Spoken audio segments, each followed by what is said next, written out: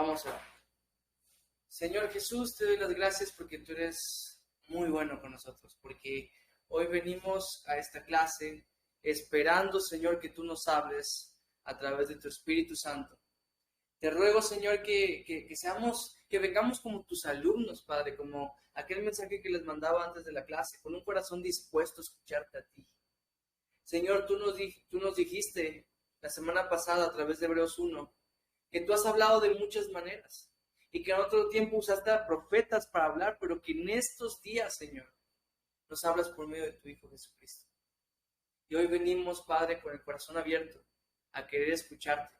Y como dice uno de los versículos que nos estamos memorizando, no queremos endurecer nuestro corazón cuando escuchemos tu voz, sino al contrario, Padre, queremos que nuestro corazón sea como esa tierra suave, Señor, en la cual tu palabra pueda venir a sembrarse, arraigarse y dar fruto en su tiempo.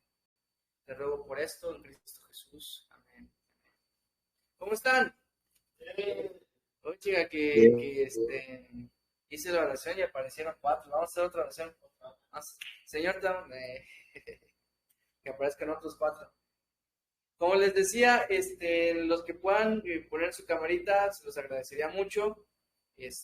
Los que no puedan, no pasa nada. Pero pues si pueden, sería genialísimo, ¿ok? ¿Quién se atreve? ¿Quién es el valiente que dice, yo quiero dar Hebreos 1, 1 y 2? A ver, dale, Pancho.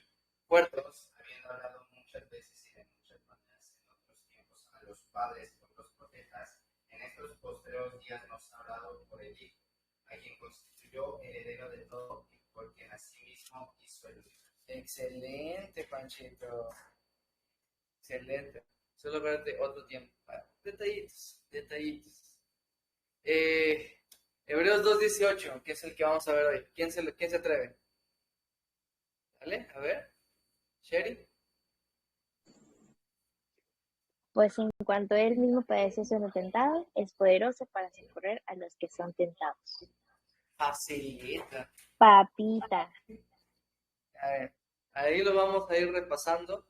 Les pido por favor que vayan repasando esos versículos para que cuando llegue el día ya les sea mucho más fácil, ¿verdad? Si lo haces uno por semana, está bien.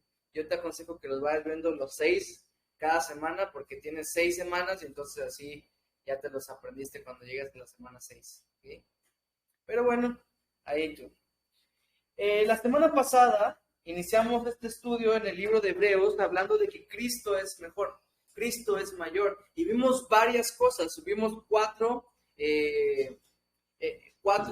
¿cómo se dice? ¿Cómo se dirían? Sí, o sea, cómo Cristo es mayor, ¿no? Qué bonita te ves, tía, muchas gracias por activar tu camarita. Vimos que Cristo es un mejor profeta, ¿verdad? Porque Dios habiendo hablado muchas veces de muchas maneras. ¡Eso! ¡Qué bonita! Eso, buenísimo. Dios habiendo hablado muchas veces de muchas maneras en estos postreros días, nos ha hablado por el Hijo, por eso es un mejor profeta.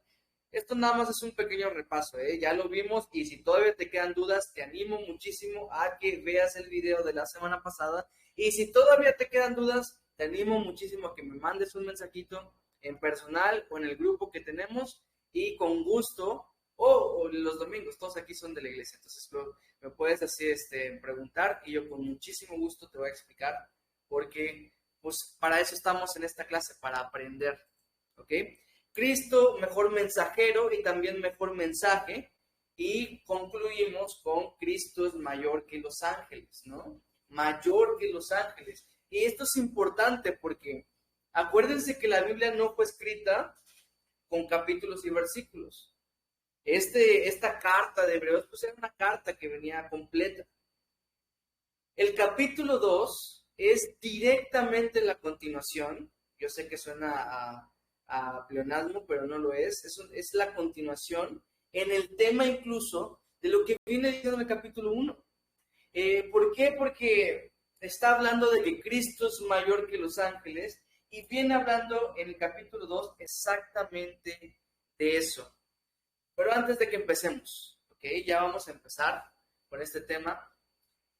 Ayer les dije, perdón, la semana pasada les dije que íbamos a ver, no me acuerdo, 17, 18, Cristo es mejor o Cristo es mayor que algo, ¿no?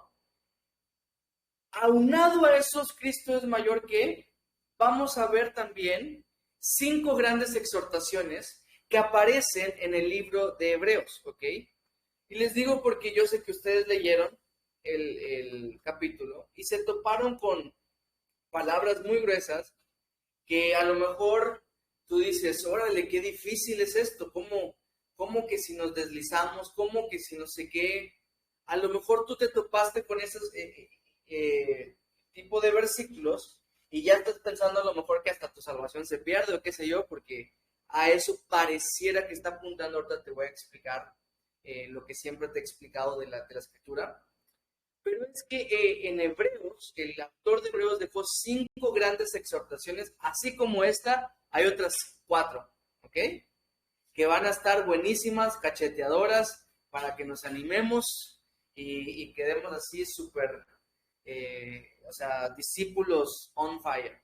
Pero bueno, esta es otra, es la primera de esas exhortaciones, así que cuando nos topemos con uno de estos tipos de exhortaciones, te voy a decir y continuamos con nuestro estudio normal de Cristo es mejor que o Cristo es mayor. Bueno, habiendo dicho eso, hoy vamos a ver la primera gran exhortación en el versículo 1 al 4, que es la división natural que aparece en nuestras Biblias, que dice una salvación tan grande. La primera exhortación, yo le voy a poner así, es a atender con mayor diligencia nuestra salvación. Siempre te voy a animar que anotes en cualquier reunión, pero en estas de escuela tenemos que muchísimo más a que anotes, porque así aprendemos más y luego se te quedan mejor las cosas. Entonces, la primera gran exhortación es a atender con mayor diligencia nuestra salvación. El autor de Hebreos nos exhorta a atender con mayor diligencia nuestra salvación. Y no son palabras que yo me estoy inventando, es literalmente lo que dice el pasaje. Vamos a ello. Versículo número 1. ¿Okay? Vamos iniciando Hebreos capítulo 2. Si Dios lo permite, hoy mismo nos lo acabamos. ¿Ok? Entonces, versículo 1 dice, por tanto es necesario que con más diligencia atendamos a las cosas que hemos oído, no sea que nos deslicemos. Con más diligencia es necesario que, dice, atendamos a las cosas que hemos oído, no sea que nos deslicemos. Y cuando siga avanzando, nos vamos a dar cuenta que estas cosas que hemos oído habla de la salvación. Pero dice, por tanto, esas dos palabras, por tanto, significa de lo que he estado hablando, ¿ok? De estas cosas concluyo, y aquí ese es el por tanto que aparece allá. Ese por tanto tiene que ver con todo lo anterior. Y te dice, es necesario. Familia, esto no es importante, esto no es opcional, esto no es algo bueno que tú puedas hacer, es necesario que hagas estas cosas. Como Jesús es superior a los ángeles, es necesario que prestemos mayor atención al pacto nuevo que ha sido traído por Jesucristo que al antiguo que fue traído por los ángeles. Entonces, como el antiguo pacto fue traído por los ángeles, pero Jesús es mayor que los ángeles, es necesario que pongamos más diligencia a atender este nuevo pacto. Eso es lo que está diciendo Hebreos. Y hasta aquí no parece decir nada fuera de lo normal, ¿no? De lo lógico. Entonces dice acá que seamos más diligentes. La diligencia, y esta definición de diccionario me gusta mucho, por eso ya ha habido varias ocasiones en las que te la he repetido. Está larga, no sé si la quieras anotar, si no, ve el video y ahí lo ves. Pero dice, una persona diligente es una persona que pone mucho interés, mucho esmero, mucha rapidez y mucha eficacia en la realización de un trabajo. Es una persona diligente. Yo sé que la palabra diligencia la entendemos por sí sola, ¿no? O sea, una persona que es diligente es una persona que trabaja, que machaca y hasta que consigue, no descansa. Esa es una persona diligente.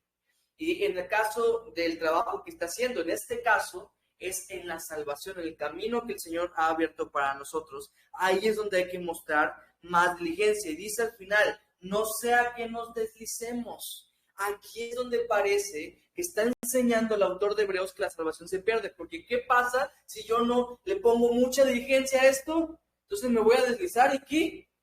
Ya me perdí. Pareciera que está hablando de esta manera.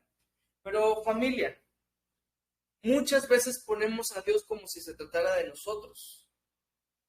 Ah, me molesté contigo, ya no te doy esto. Ah, me hiciste este feo, ya no te voy a querer. Dios, dice la Escritura, que es inmutable. ¿Saben qué significa eso? Que no cambia. Y como Dios no cambia, su amor para con nosotros tampoco cambia. La gracia que nos ha dado tampoco cambia. La misericordia con la que se presenta delante de nosotros no cambia. Adivinen que una vez siendo salvos, no va a cambiar esa condición tampoco. Ahora, ¿a qué se refiere entonces? Cuando la Biblia dice que nos podemos deslizar, que eso es lo que estamos viendo ahorita. La palabra en el original griego es un término marino, o sea, de los marinos, que usaban para cuando había un barco que no tenía ancla y simplemente estaba por allá y se iba. ¿Okay? Tal vez deslizar no sea la forma más correcta de traducir esta palabra, pero que iba a la deriva, ¿no? Como no la sujetaron al muelle, y ahí está el barco, aporreándose por todas partes, y va a ser un estrago y probablemente se va a terminar hundiendo. Esa es la palabra deslizar, y Hebreos te dice, no sea que seas como ese barco sin un ancla. Ahora, aquí hay un contraste en el cual debemos prestar atención para entender mejor este pasaje, entre lo que es diligencia y lo que es desliz. La diligencia es poner mucho esmero, es poner mucho interés, es poner hasta que pueda conseguirlo, ¿no? En cambio, el desliz es pues, todo lo contrario. No hacer nada, estar allá, dejándome llevar. Cuando el carcelero se presentó con Pablo en aquella historia en Hechos 16, ustedes la pueden buscar después, en el versículo 30 le dice a Pablo, ¿qué debo hacer para ser salvo? Y Pablo le dice las gloriosas palabras, cree en el Señor Jesucristo y serás salvo tú y tu casa. Ya no lo sabemos. Ahora, ¿quieren ver qué pasaría si la pregunta fuera al revés? ¿Qué debo hacer para perderme? La respuesta es, nada. Nada. No hagas nada. La corriente del mundo te va a llevar solito. Esa es la palabra desliz. No hagas nada. Estoy ahí, pero no hago nada. Esa es la palabra desliz. En Xcaret hay como que un río, ¿no? El río como subterráneo que pasa por unas cavernas y cosas así, que el agua estaba fríísima. Me acuerdo porque hace poquito estábamos hablando con Eni al respecto. Pero en ese río, de repente, pues uno va así con su chaleco nadando y todo, pero de repente hay personas que simplemente están así, dejándose llevar por la corriente que los lleva por todo ese río, como es como un circuito, ¿no? Ese río, entonces, pues simplemente están allá, dejándose llevar. Eso es lo que se refiere el autor de Hebreos con deslizar. Como si estuvieras subiendo una montaña de nieve. Tienes que estar diligente, ¿no? Subiendo, escalando, esforzándote. Pero ¿qué pasa si la persona que está escalando se deja llevar? Se va para abajo. Probablemente ni siquiera sobreviva a ese desliz. Por eso, mis amados hermanos, nosotros nadamos contra corriente, la corriente de este mundo. Ahora, la protección contra ese tipo de desliz es Cristo. Cristo es nuestra ancla y también es nuestro timón en nuestro barco. Cristo como nuestra ancla nos sostiene, nos mantiene en un mismo lugar y Cristo como nuestro timón nos guía y nos lleva a los lugares donde quiere que vayamos. Entonces, ¿qué necesito yo para no deslizarme? Necesito a Cristo.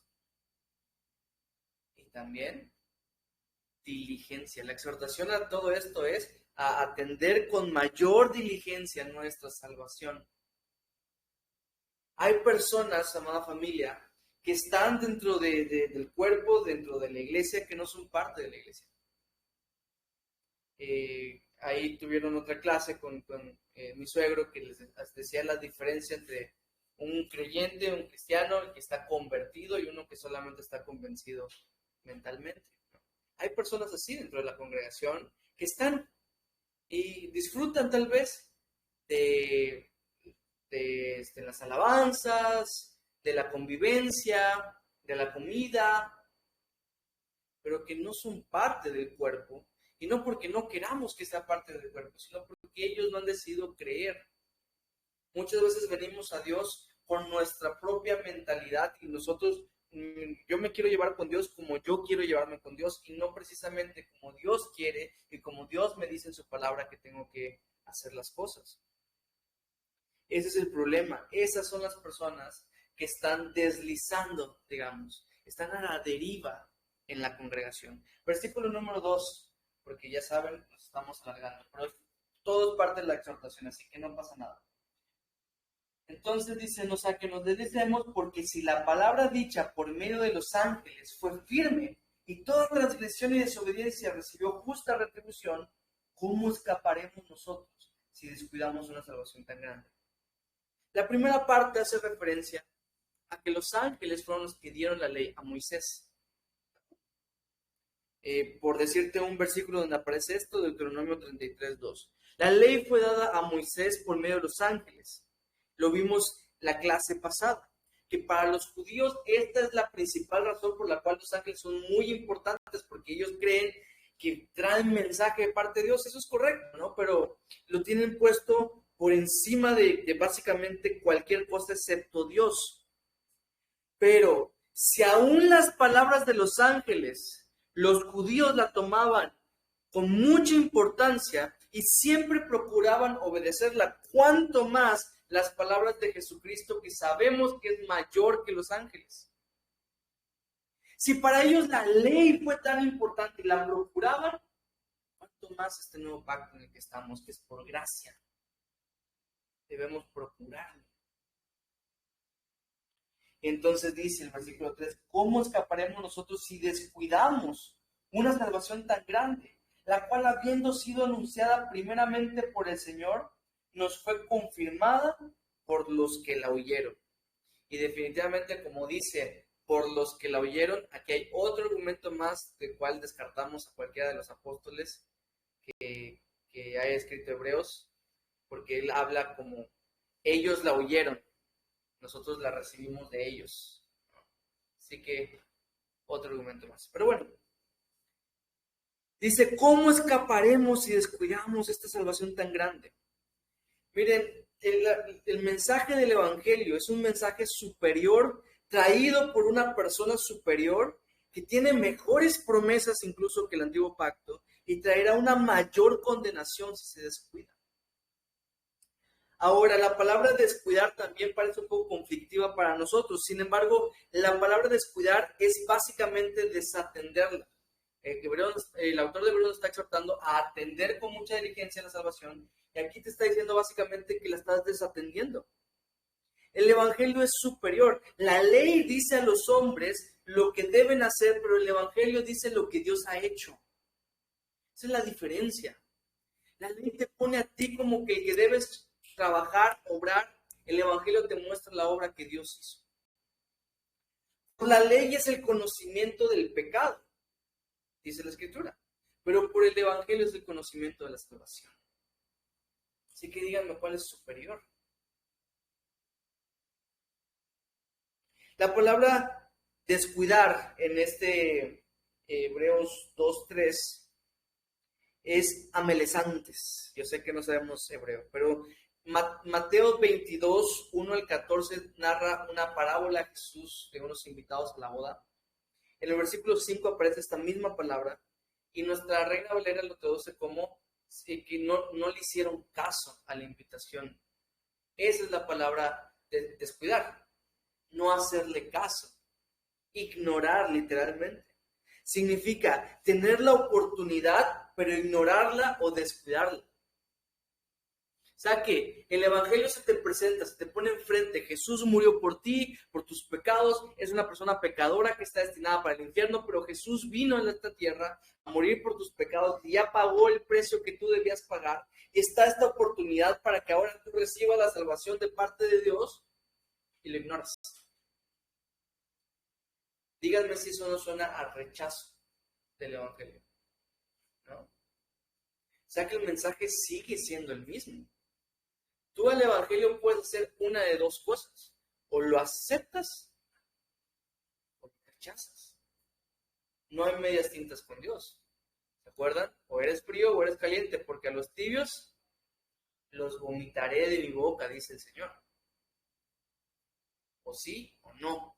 No hay un tal vez, no hay un luego me arrepiento.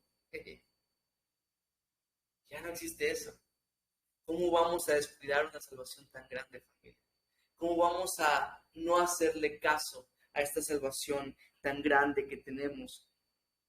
El descuido de la salvación viene siendo rechazo a la salvación y por ende rechazamos a Cristo. Y me encanta que el autor de Hebreos dice, ¿cómo vamos a descuidar una salvación tan grande? Me recuerda a 1:4 cuando decimos que Cristo fue hecho tanto superior a los ángeles, que dijimos que la diferencia entre los ángeles y Cristo era abismal. La salvación que tenemos es tan grande, es abismalmente grande. Toda persona que no quiere atender a esta salvación tan grande queda expuesto a un castigo del mismo tamaño.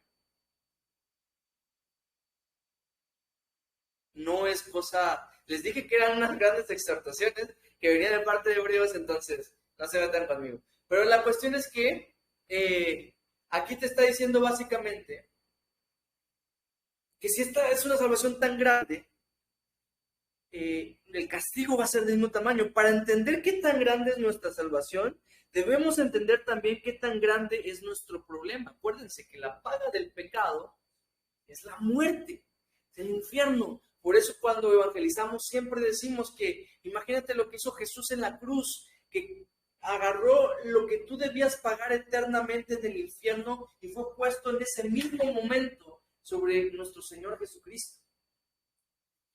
O sea, por eso es una salvación tan grande. Y no solamente fue mi castigo, mi eternidad, sino dice la Biblia que de tal manera amó Dios al mundo, a todo el mundo. O sea, agarró el castigo de toda la humanidad en lo que lleva de historia y en lo que va a llevar en el futuro.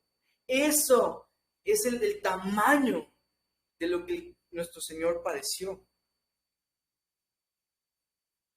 Versículo 4.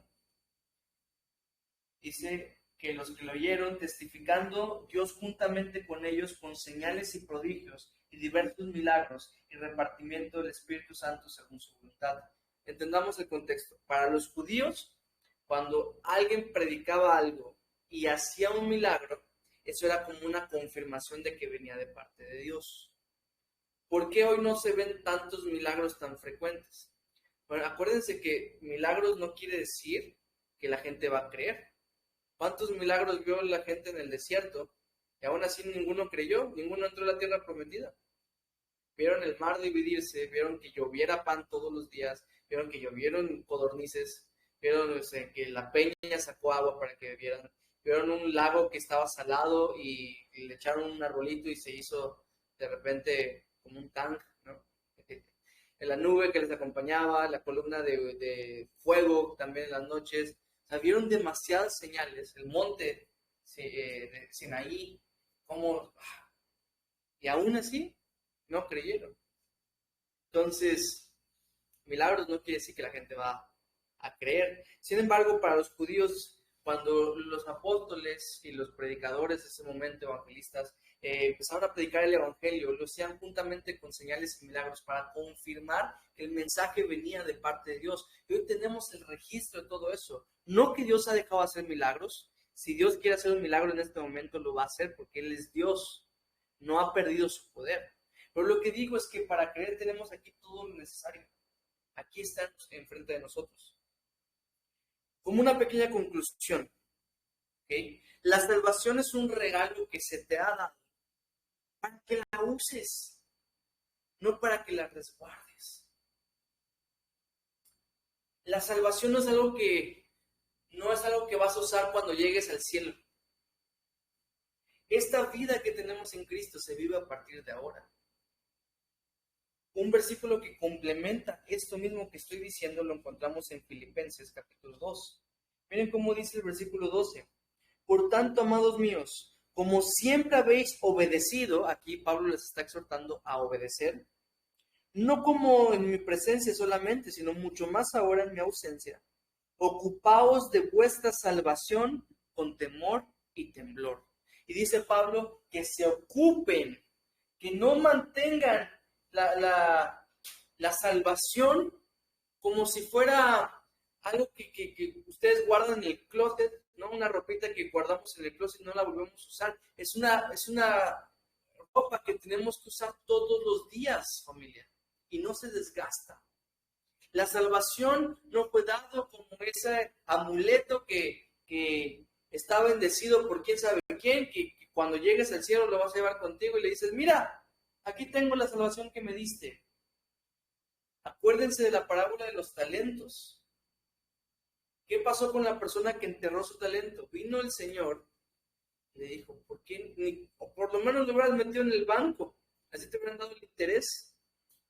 Pero ahora, porque no fuiste fiel, agarró su talento y se lo dio a otra persona. Ahí tenemos la grande exhortación a atender con mayor diligencia, familia. Tenemos la salvación, fue gratis, no te costó nada, fue por gracia, por pura misericordia. Agarremos y usemos esa salvación que el Señor nos ha dado para atenderla con diligencia. Amén. Primera exhortación. Y se va a poner cada vez más fuerte, ¿eh? Solo les advierto, no se me desanimen. Vamos a ver ahora sí, a partir del versículo 5, que Cristo tiene una mayor salvación y también que Cristo es mayor que los hombres. Cristo tiene una mayor salvación y Cristo es mayor que los hombres. El primer capítulo concluimos con que Cristo es mayor que los ángeles y el autor de Hebreos lo mostró como el Hijo de Dios y como es Hijo de Dios, como es Dios mismo, es mayor que los ángeles. Ahora se verá su superioridad incluso a los ángeles, pero como Hijo del Hombre.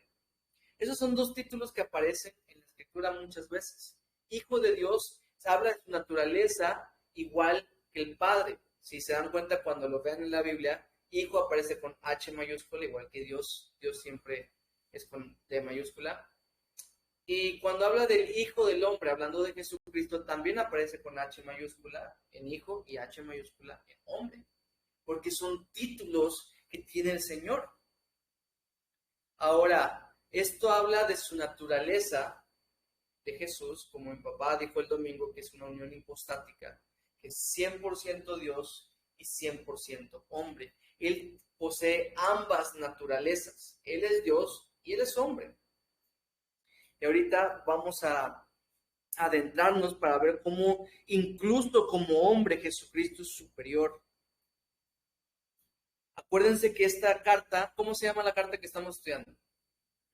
Por lo tanto, fue escrito a hebreos, a los judíos, exactamente, ¿verdad?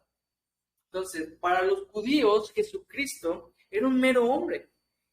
Incluso, pero el autor de Hebreos, incluso como hombre, nos va a mostrar su superioridad. Incluso como un mero hombre, fue superior. ¿Ok?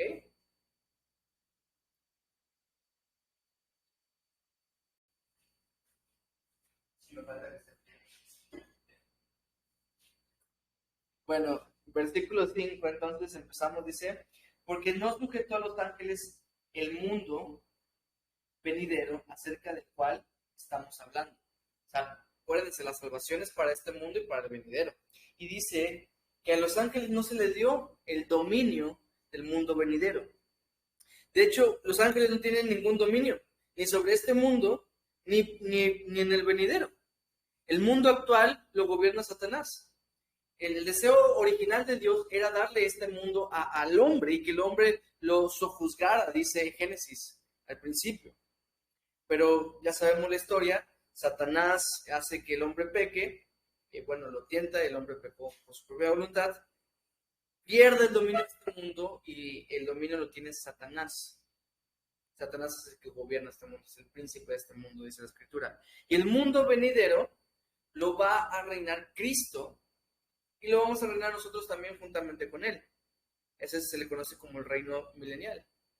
Entonces, ni en una ni en otra los ángeles tienen dominio, ¿me entiendes? Ay, angelito de la guarda, dulce compañía, le estamos dando duro contra los ángeles, ¿no? No tienen dominio, dejen de rezarle a personas que no tienen poder.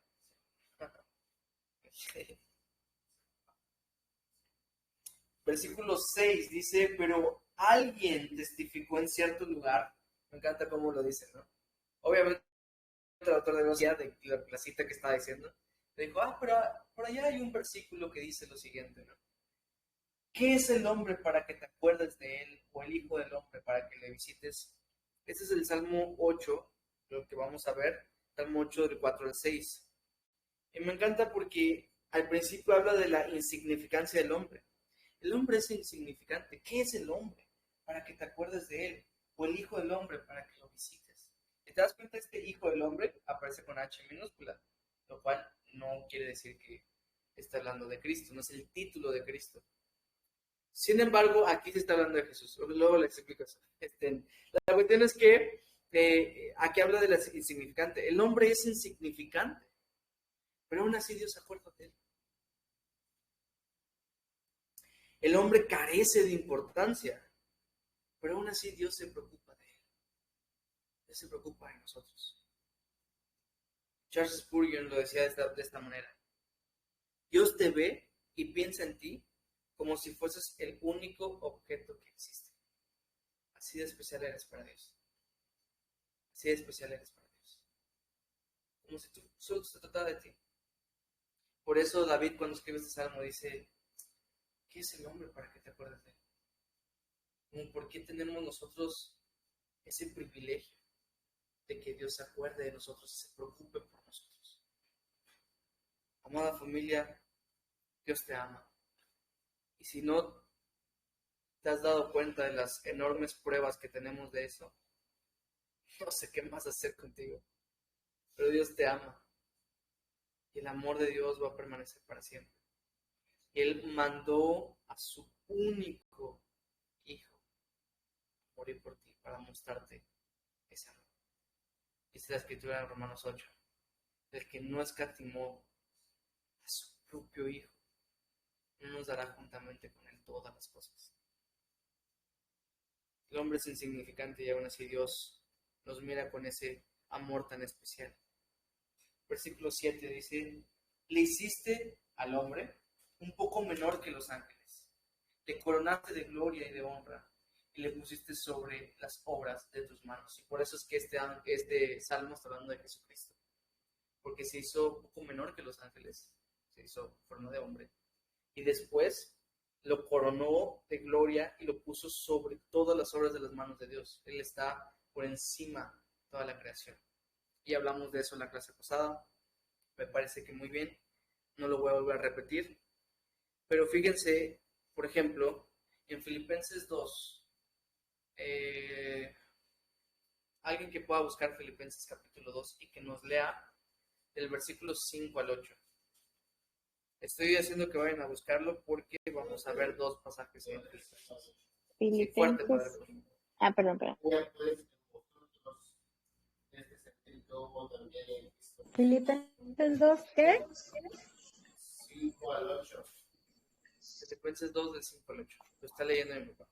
Haya pues en vosotros este sentir que hubo también en Cristo Jesús, el cual siendo en forma de Dios no estimó ser igual a Dios como cosa que aferrarse, sino que se despojó a sí mismo, tomando forma de siervo, hecho semejante a los hombres, y estando en la condición de hombre, se humilló a sí mismo, haciéndose obediente hasta la muerte de cruz. Amén.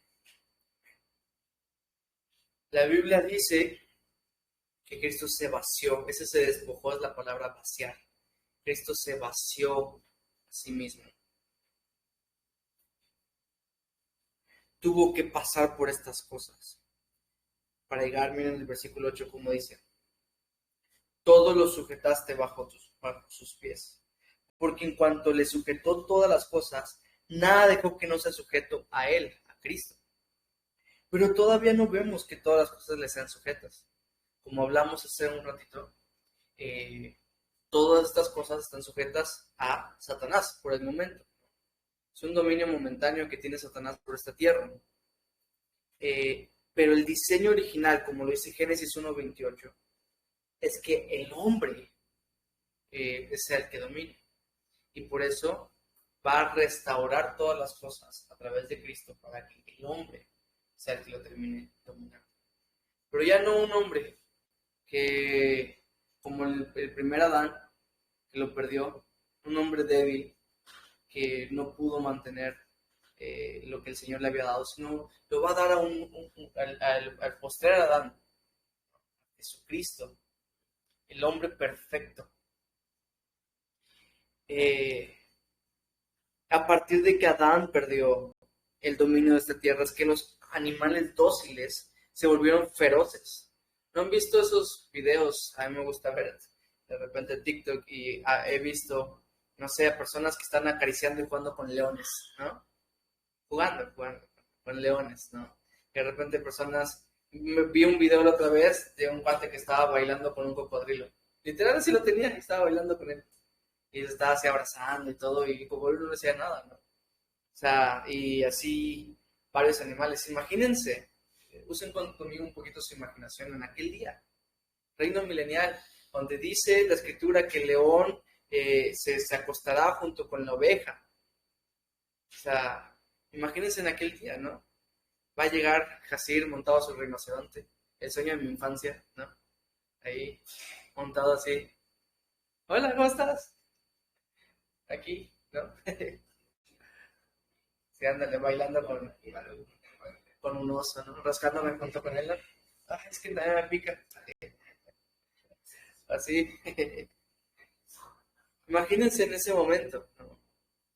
Que todo este mundo va a regresar como su diseño original. Esa es la historia de la escritura, esa es la historia a la que apuntamos. Que todo vuelva como en el principio, que todas las cosas se restauren. A partir de que Adán pierde, los animales dóciles se volvieron feroces. La tierra empezó a producir cardos y espinos. Eso no existía antes. Y todo se restaurará. Imagínense las rosas, las sin espinas. O agarrar una naranja que no te estén pinchando con los espinos, ¿no? O sea, así va a ser, porque eso vino a través del pecado. A través de Cristo, el hombre va a recuperar el dominio original. Por eso nosotros, ustedes y yo, los creyentes, los discípulos del Señor, vamos a dominar juntamente con Él. Por eso es que todavía no lo vemos, pero lo vamos a ver. Versículo 9 dice, pero vemos a aquel que fue hecho un poco menor que los ángeles. ¿A quién? A Jesús, coronado de gloria y de honra a causa del padecimiento de la muerte, para que por la gracia de Dios gustase la muerte por todos. ¿Qué versículo es este? Ahora, vimos que fue hecho un poco menor de los ángeles, y en Filipenses, por eso les dije que no perdieran Filipenses, vimos que se vació, se humilló hasta la muerte y muerte de cruz. Lo leímos hasta el versículo 8. Ahora vamos a leer del 9 al 11. Padre, por favor, fuerte. Por lo cual Dios también le exaltó hasta lo sumo, le dio un nombre que es sobre todo nombre, para que en el nombre de Jesús se doble toda rodilla de los que están en los cielos y en la tierra y debajo de la tierra, y toda lengua confiese que Jesucristo es el Señor, para gloria de Dios Padre. Amén. Amén.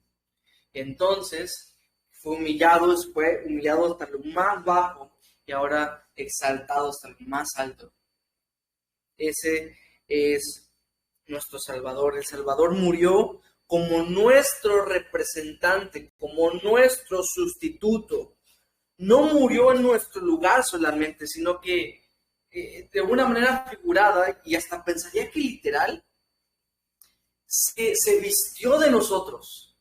Y Dios, cuando vio a su Hijo en la cruz, vio a Jazir siendo crucificado, pagando por sus pecados.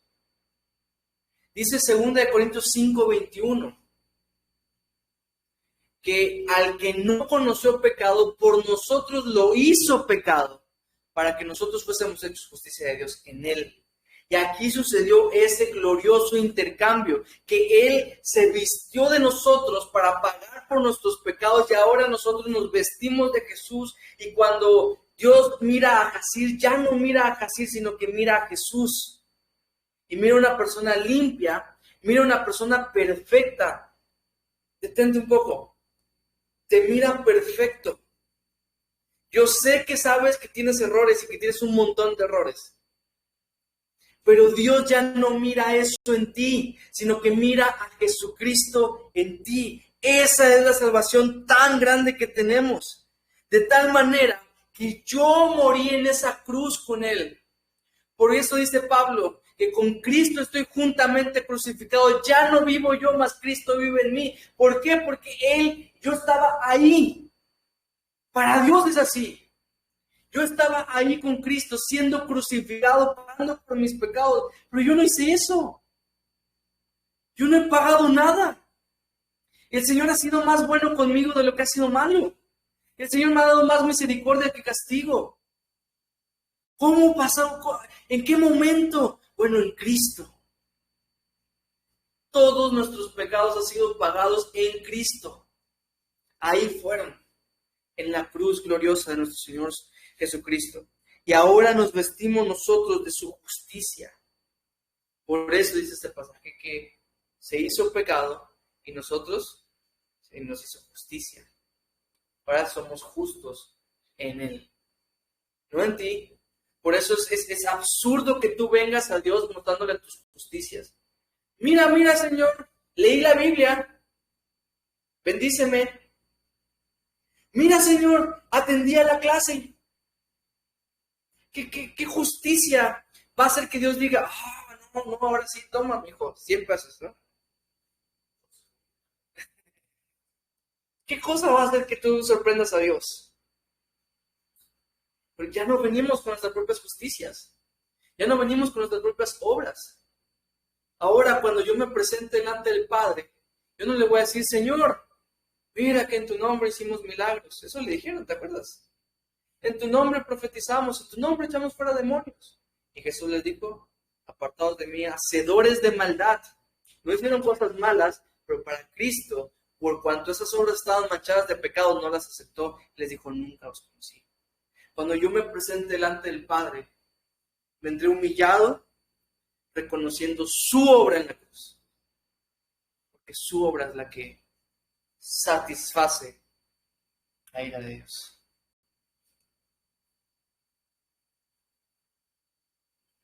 Y me encanta que en el versículo 9 dice, pero vemos a Jesús.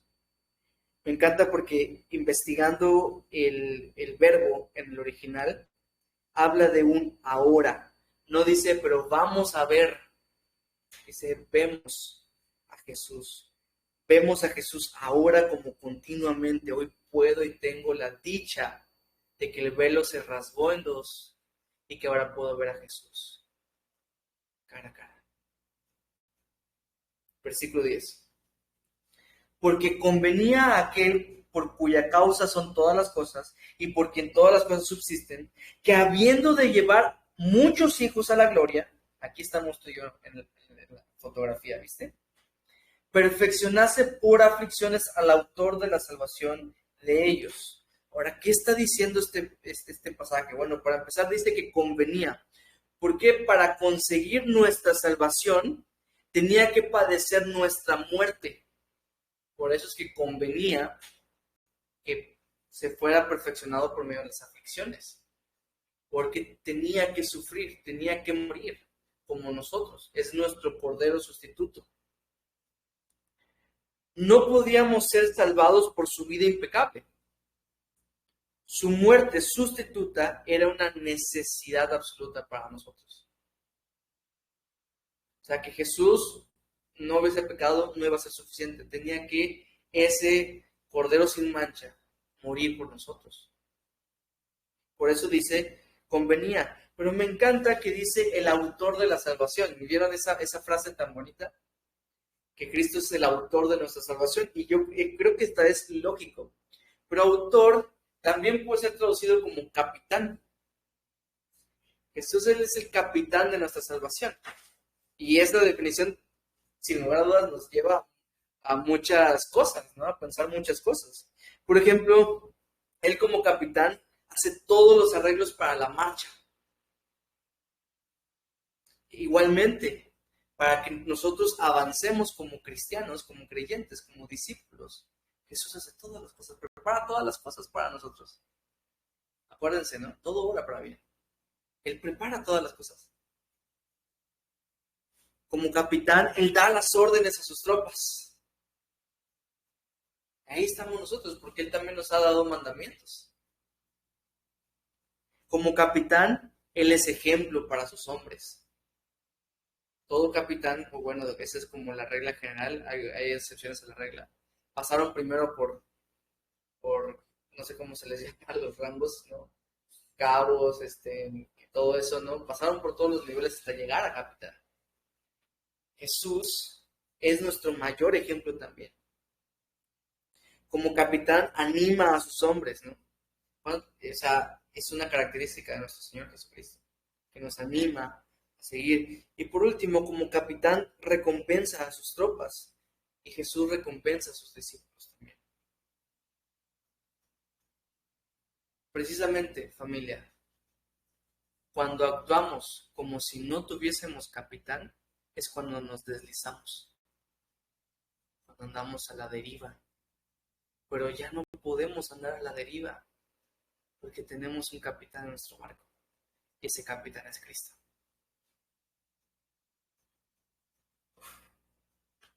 Esta clase la vas a tener que ver 2 veces. Esta clase la vas a tener que llevar en un momento en el cual analices y medites con estas palabras que te estoy diciendo, porque no considero que las puedas llevar así tan profundos, a niveles muy profundos, no solamente que te lo estoy diciendo ahorita. Así que va a ser un ánimo que ustedes la vuelvan a ver. Vamos al versículo 11 al 13 para acabar con esta sección de Cristo mayor salvación y Cristo mayor que los hombres. Del 11 al 13 dice lo siguiente: porque el que santifica y los que son santificados, de uno son todos, por lo cual no se avergüenza de llamarlos hermanos. La palabra santificar es también apartar. Santo, una de sus definiciones de ser santos, cuando somos llamados santos por parte de Dios, es que somos apartados, que somos apartados para Dios. Él me apartó, ahora soy suyo. Y me encanta porque tiene que ver con lo de capitán, ¿no? Él seleccionó a su tropa. Y en esa selección estabas tú. Qué cosa más increíble. Pero bueno, sigo leyendo. Diciendo, anunciaré a mis hermanos. Qué hermoso que Jesús nos llama así. Dice, anunciaré a mis hermanos tu nombre. En medio de la congregación te alabaré. Y otra vez yo confiaré en él. Y de nuevo, he aquí yo y los hijos que Dios me dio. Qué versículos. Cristo santifica. Cristo aparta. Y bienaventurados los que son apartados por Cristo. Me hace sentir como VIP, ¿no? O sea, soy el VIP de la humanidad, porque soy apartado para mi Dios. Y dice, a mis hermanos. ¿No es eso extraordinario? Y fíjense esto, no es extraordinario que se me asocie a mí con Cristo, pero es extraordinario que Él no se avergüence de llamarme a mí su hermano. ¡Qué cosa más increíble! Pero ¿por qué llama hermano? ¿No se supone que Él es arriba? Acuérdense, 100% hombre. Él bajó hasta este nivel, por lo cual no es incorrecto que nos llame sus hermanos. Porque al final, Él es el Hijo de Dios, que nos vino a ser a nosotros hijos de Dios también. Por eso dice, yo y los hijos de Dios, y los hijos que Dios me dio. Bueno, por si tenían la duda, aquí hay 3 versículos. Salmos 22, 22, Isaías 8, del 17 al 18. Pero bueno, no te los repito porque aparecen al final de tu Biblia. Ahí los puedes ver. Son las referencias. Me encanta otro detalle que dice, en medio de la congregación te alabaré. ¿Te das cuenta de esto que aquí está hablando Jesucristo? Y dice, en medio de la congregación te alabaré. ¿Qué quiere decir, familia? ¿Alguien? Que Él está aquí. ¿Qué pasó? Que Él está aquí. Sí, pero hay un detalle, o sea, dice Jesús que en medio de la congregación te alabaré. O sea, que Es un Cristo, congregarnos, estar siempre juntos como familia. sí, amén. Pero Cristo aquí canta. O sea, qué bonito, ¿no? Cristo dice que en medio de la congregación alaba a Dios. Y hay otras formas de demostrarte cómo la Escritura dice que Jesús, o implica que Jesús cantó cuando estuvo aquí en la tierra. Dichosos los oídos que escucharon la voz de nuestro Señor. No sé cómo cantaba, ni si cantaba afinado o no, pero qué increíble, ¿no? ¿Te imaginas nuestro Señor Jesucristo? Y saben que lo va a volver a hacer con nosotros. Cuando estemos todos cantando, ahí va a estar nuestro Señor, cantando también. Qué impresionante. Entonces, ¿por qué Cristo es mejor que el hombre? Bueno, te voy a dar unas cuantas cosas. Número 1, porque se le sujeta toda la creación, como vimos. Está todo sujetado bajo sus pies. De hecho, cuando estuvo en la tierra, si se acuerdan de la tentación de Jesús en Marcos, no lo decía en Lucas, pero en Marcos lo dice, que las fieras le servían. A cualquier otra persona las fieras lo destrozarían, pero a Jesús le servían. Número 2, porque es el primer hombre en llegar directo a Dios. Ningún otro hombre había podido hacer eso. Jesucristo llegó, como lo vamos a ver en muchas clases más adelante, a presentar su propia sangre delante de Dios. Y siendo Él 100% hombre, fue el primer hombre que llegó así. Es el único hombre en vencer a Satanás. El único. Nadie más ha vencido a Satanás.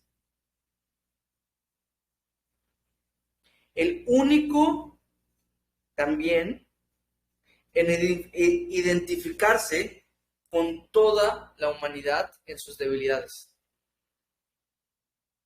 Que de hecho es de lo que vamos a concluir ahorita.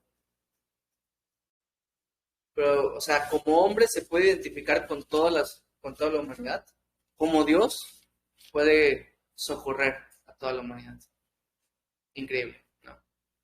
Pero entonces, nos queda claro que Cristo es mayor que todos los hombres, ¿verdad? Yo sé que no había duda, pero nos queda claro que Cristo es mayor que todos los hombres. Como hombre, aquí estamos hablando de Jesús como 100% hombre, y aún así podemos rescatar muchísimas cosas que Él es superior a todos los demás, el resto de la humanidad.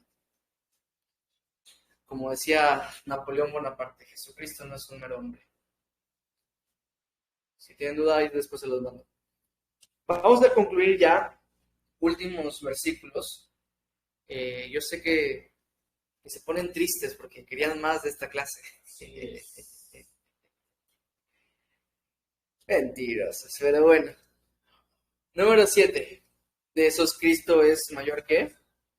Cristo tiene es un mayor socorro para la tentación. Cristo, mayor socorro para la tentación. No vas a encontrar en ningún otro lugar un mayor socorro en tus tentaciones que no sea Cristo. Cristo es un mayor socorro para la tentación. Bien, vamos a ir del 14 al 18 más rapidito. Ya estamos por pasar la hora, todavía nos falta, pero ya estamos por pasar la hora. Así que vamos a irnos un poco más rapidito. Pienso que como ya es lo último, no vale la pena que les dé un descansito. Porque pues ya vamos al último, mejor la terminamos y descansamos, o sea, nos apuramos más. Ustedes me entendieron. En esta última sección hay 4 importantes bendiciones que brotan del sufrimiento de Cristo. 4 importantes bendiciones que brotan del sufrimiento de Cristo. Y eso es lo que vamos a ver. Denle un sorbito a su agua o cafecito, lo que tengan por allá.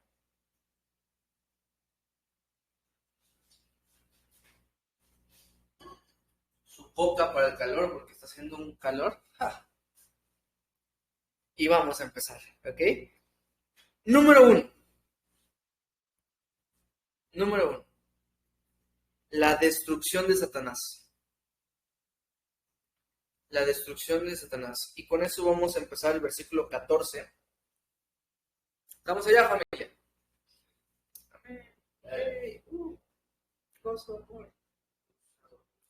Así que, por cuanto los hijos participaron de carne y sangre, él también participó de lo mismo, para destruir por medio de la muerte al que tenía el imperio de la muerte, esto es, al diablo. Amén. Para machacarle la cabeza al diablo. No, tú no. Él ya le machacó. Él ya machacó. No, tú no tienes que estar machacando ahí. Y hazlo así porque así lo machacas. Pobre diablito. No, esa ya es otra canción. Cristo Jesús entró a la prisión para liberar a los cautivos. No fue como que lo hizo desde afuera. Él entró para sacar a los cautivos. Él padeció la muerte para rescatar a los que estaban bajo el imperio de la muerte. Para matar a aquel que tenía el imperio de la muerte. Esto es al diablo. O sea que Cristo es superior. Aquí podemos sacar un Cristo es mayor que el diablo, ¿no? Digo, si te quedaban dudas, ¿no? Pero esto me encanta, que Cristo no rescató desde afuera, sino desde adentro, para destruir por medio de la muerte. Otra persona que busque Colosenses 2, 13 al 15, por favor. Colosenses 2, 13 al 15. Aunque te he dado varios versículos, solo hemos ido a 2 pasajes, así que no se me anden quejando después. Colosenses 2, del 13 al 15, una persona diferente que lo pueda leer, por favor. Colosenses 2, del 13 al 15, ¿verdad? Sí. Dice, y a vosotros, estando muertos en pecados y en la incircuncisión de vuestra carne, os dio vida juntamente con él, perdonándoos todos los pecados, anulando el acta de los decretos que había contra nosotros, que nos era contraria, quitándola del medio y clavándola en la cruz, y despojando a los principados y a las potestades, los exhibió públicamente, triunfando sobre ellos en la cruz. ¡Wow! ¡Qué pasaje! Agarró a todos los principados y potestades de los demonios y Satanás y los exhibió públicamente. Les dijo, miren, les gané. Dice que había un acta. Satanás es el acta que agarra. Dice, ¡ay! Pero mira, Jasir es un mentiroso. Jasir es un adúltero de corazón. Jasir es esto, lo otro, y empieza a sacar el acta. ¡Ey! Este me pertenece. Porque estábamos en el imperio de la muerte, dice este pasaje. Pero Jesús agarró esa acta y la clavó en la cruz. Y ya no hay más acta, familia, que diga que no le pertenecemos a Dios. Ya no hay más acta. Jesús pagó el precio. Y me encanta porque dice, miren lo loco de esto. Para destruir por medio de la muerte al que tenía el imperio de la muerte. Jesús usó, ahora sí que esto fue una cucharada de su propio chocolate, ¿no? Usó sus mismas herramientas para matarlo. El diablo se jactaba de tener el imperio de la muerte. Jesús usó la muerte para derrotarlo. Me recuerda la película de los Avengers que Thanos usó las gemas para destruir las gemas. Eso es lo que hizo Jesús, que agarró con la misma muerte, derrotó el imperio de la muerte. Jesús le permitió al diablo herirle en el calcañar para que él pueda herirle en la cabeza, como dice la profecía en Génesis 3:15. Pero ¿cómo es que si mató al diablo, todavía no está muerto, no? Puedes pensar. Déjame te respondo. Personita que utiliza mucho la lógica. Bueno, Satanás tiene una herida de muerte ahorita, que no durará mucho. Acuérdate lo que decía Hebreos. Ahorita todavía no lo vemos, pero va a llegar el día en que eso pase. Jesús ya hirió en la cabeza al diablo y tiene una herida de muerte. Y no va a pasar mucho tiempo para que caiga en la muerte eterna. ¿Ok? ¿Vamos bien? Entonces, la primera bendición a través del sufrimiento de nuestro Señor es la destrucción de Satanás, según nos dice Hebreos. La segunda bendición va a ser la emancipación del temor. La emancipación del temor. O sea que, chupi, se gastó. No hay más temor. Porque el versículo 15 dice lo siguiente. Y librar a todos los que por el temor de la muerte estaban durante toda la vida sujetos a servidumbre. Este versículo está, pero muy bueno, porque se lo voy a repetir. O sea, Jesús destruyó al diablo para librar a todos los que por el temor de la muerte estaban, estaban durante toda la vida sujetos a servidumbre.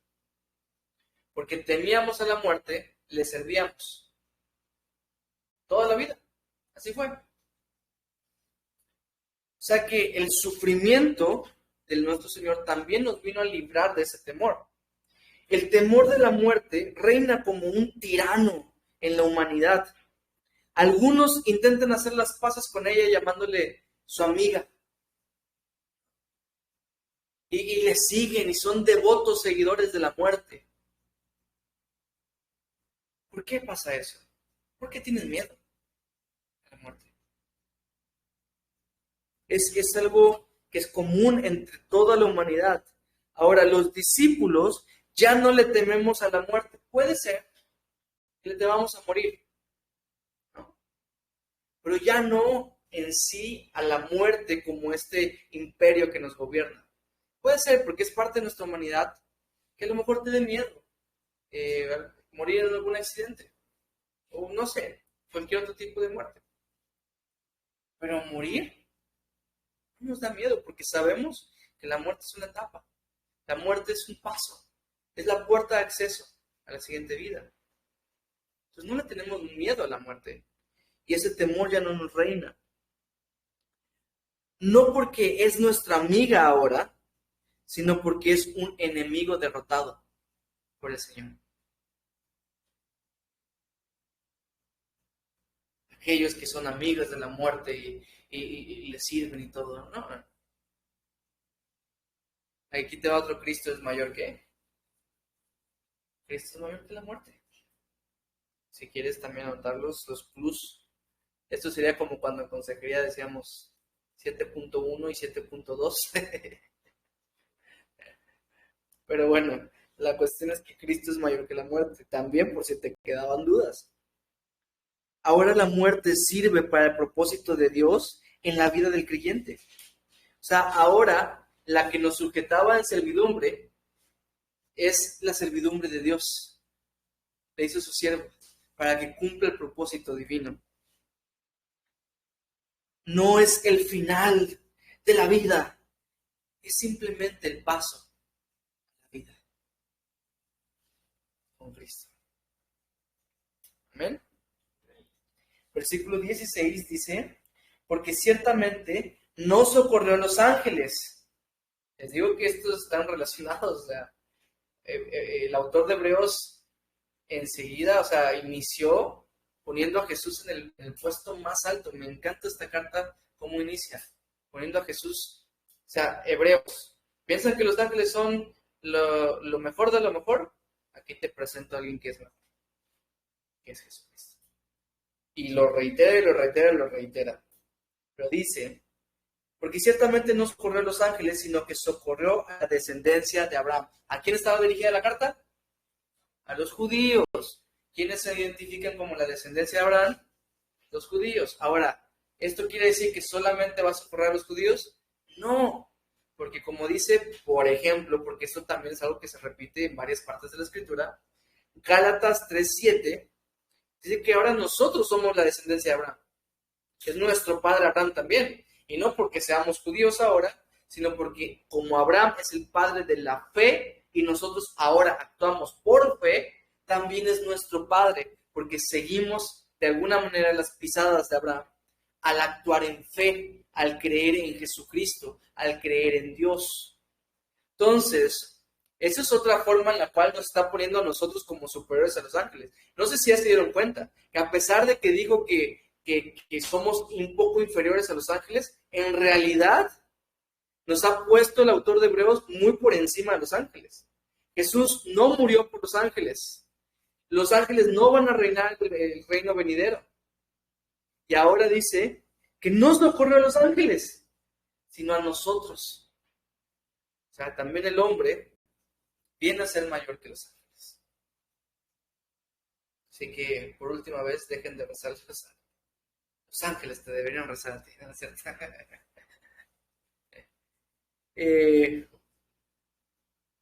Entonces, versículo 17, para seguir avanzando, ya solo nos quedan 2 versículos, Dice, por lo cual debía ser en todo semejante a sus hermanos, para venir a ser misericordioso y fiel sumo sacerdote en lo que a Dios se refiere, para expiar los pecados del pueblo. Entonces, número 3, y tal vez es la más importante de todas, la tercera bendición que brota del sufrimiento de nuestro Señor es la expiación del pecado. La expiación del pecado, usando las mismas palabras que aparecen acá, ¿ok? Ahora, ¿qué significa expiar? Porque no es una palabra que usemos comúnmente en nuestro español, en nuestro vocabulario, ¿no? A veces es expiar. Expiar es la palabra en el original hilaskomai. Según la Discovery Bible, un diccionario dice, un diccionario bíblico, perdón, es la satisfacción de la ira divina. Esto te lo voy a dictar, ¿ok? Siento que vale la pena que lo notes. Expiar o expiación significa la satisfacción de la ira divina que está sobre el pecado. La satisfacción de la ira divina que está sobre el pecado. O sea que cuando la Biblia dice que Él expió nuestros pecados, quiere decir que Jesús satisfizo la ira divina por lo que estaba sobre nosotros. ¿Sí? ¿Entendieron? O sea, porque sé que es una palabra confusa, pero como Jesús pagó por nuestros pecados, ya no hay más ira sobre nosotros. La ira divina se acabó. Eso significa la expiación. Su principal labor como sumo sacerdote fue hacer la propiciación. Son sinónimos, no se vayan a confundir. Fue hacer la propiciación por los pecados. Por eso es que le dice misericordioso y fiel. Misericordioso para con nosotros. Porque la misericordia es que el Señor no nos da lo que merecemos. Que merecíamos el castigo eterno. Y fiel para con el Señor. De hecho, así mismo lo dice, ¿no? Fiel sumo sacerdote en lo que a Dios se refiere. Su fidelidad para con Dios.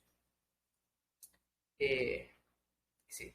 Anoten 2 Timoteo 1:10 y por favor léanlo, está muy bonito ese versículo. Pero vamos a finalizar con la cuarta e importante bendición que brota del sufrimiento de nuestro Señor Jesucristo. Y este versículo ya se lo saben todos. Pues en cuanto él mismo padeció siendo tentado, es poderoso para socorrer a los que son tentados, ¿verdad? La cuarta bendición es el socorro a los que son tentados. El socorro a los que son tentados. No sé si alguien tenga duda de qué significa socorro, pero vamos a sustituir la palabra socorro por ayuda. ¿Okay? Él viene en ayuda de los que son tentados. Viene a socorrer, es eso, viene a ayudarte.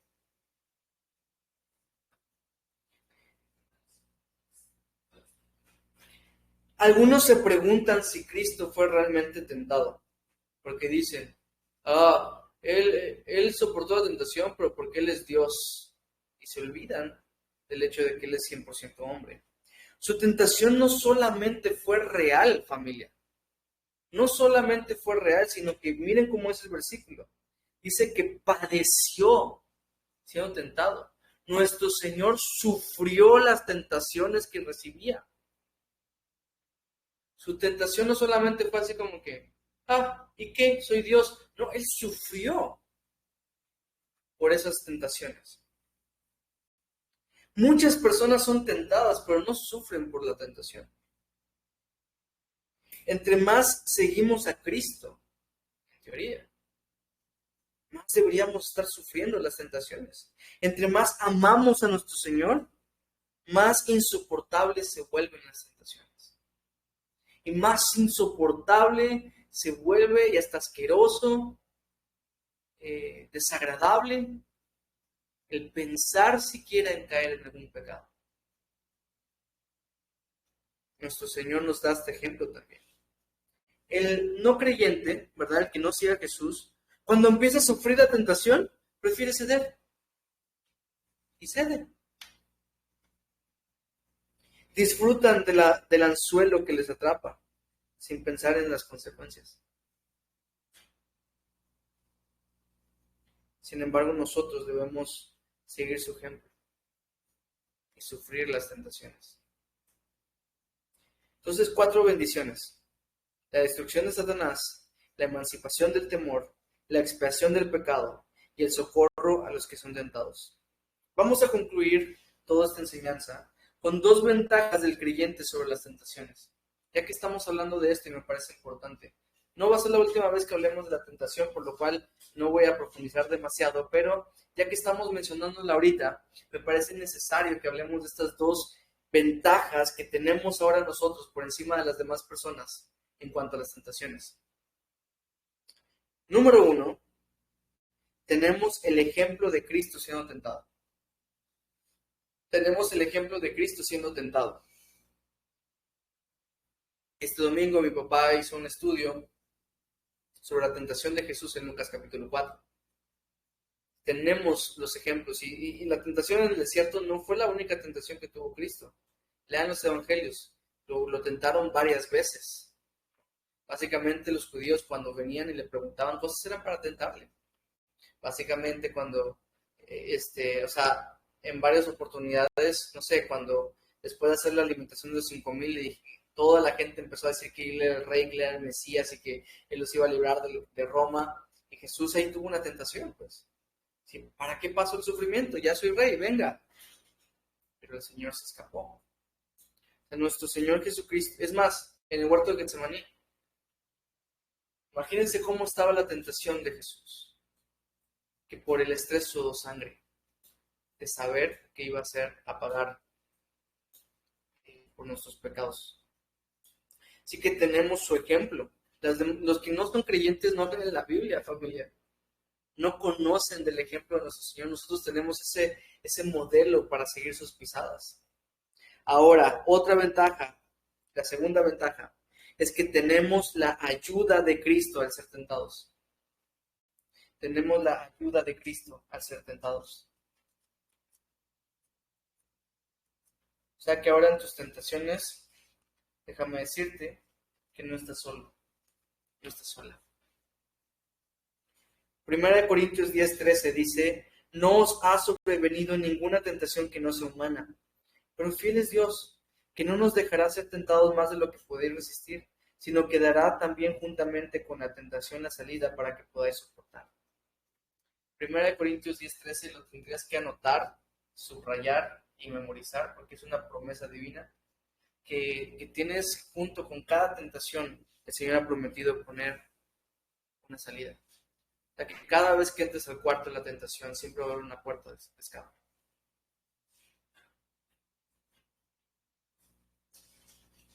Y como Cristo es nuestro socorro, la Biblia dice reiteradamente, en reiteradas ocasiones, que tienes que huir de la tentación. Bueno, como Cristo es nuestro socorro, cada vez que huyas de la tentación, huye hacia Cristo, corre hacia Él. Él es nuestro socorro. Dice que es poderoso para socorrer a los que son tentados.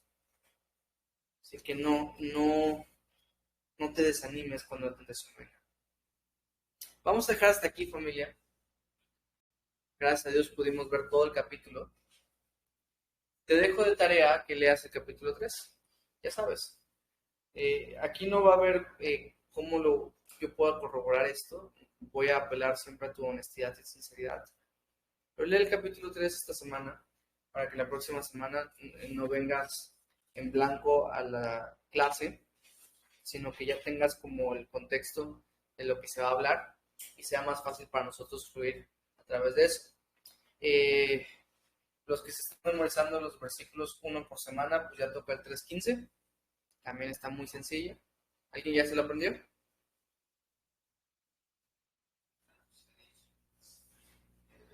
Se dice. Ajá.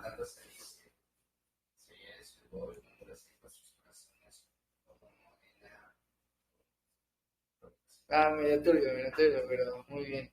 Exactamente. Entre tanto se dice, si oyeres hoy su voz, no endurezcáis vuestros corazones como en la provocación. Rapidito, sencillito, como dice nuestro coach en el gimnasio, pan comido. Pero bueno, vamos a orar y concluimos. Señor, yo te agradezco esta clase. Te agradezco porque, wow, creo que pasamos por muchas emociones, Señor, por la exhortación a atender diligentemente nuestra salvación. Si tú hiciste todo esto por nosotros, Padre, ¿cómo no nosotros seremos diligentes al cuidar este regalo tan precioso que nos has dado? Te pido que el corazón de mis hermanos arda, Señor, con ese fuego tuyo para que se apasionen por ti, Señor, y decidan hacer lo que tú les pides. Te pido por cada uno de sus alumnos, los que están aquí, los que no se conectaron, los que van a ver este video en YouTube, para que cada persona pueda anhelar ser más como tú. Te lo ruego, Señor. Haz tu obra en nosotros. Y gracias te damos por todas esas bendiciones, Padre. Qué asombroso eres. Jesús, estos estudios nos llevan a exaltarte, al saber que tú eres más grande que todas las cosas, que todas las personas. Al saber que tú eres mejor. Cuando vimos lo de la tentación, Padre, me lleva a pensar que incluso tú, Jesús, eres mejor que cualquier tentación que tengamos. Tú, Jesús, eres mejor que cualquier pecado. Por lo tanto, permítenos ser socorridos por ti, Señor, ser ayudados por ti en esas tentaciones. Te pido todo esto, Padre, y me pongo en tus manos en Cristo Jesús. Amén. Ya vamos a detener la grabación. Familia, ¿alguien tiene alguna pregunta? Ahorita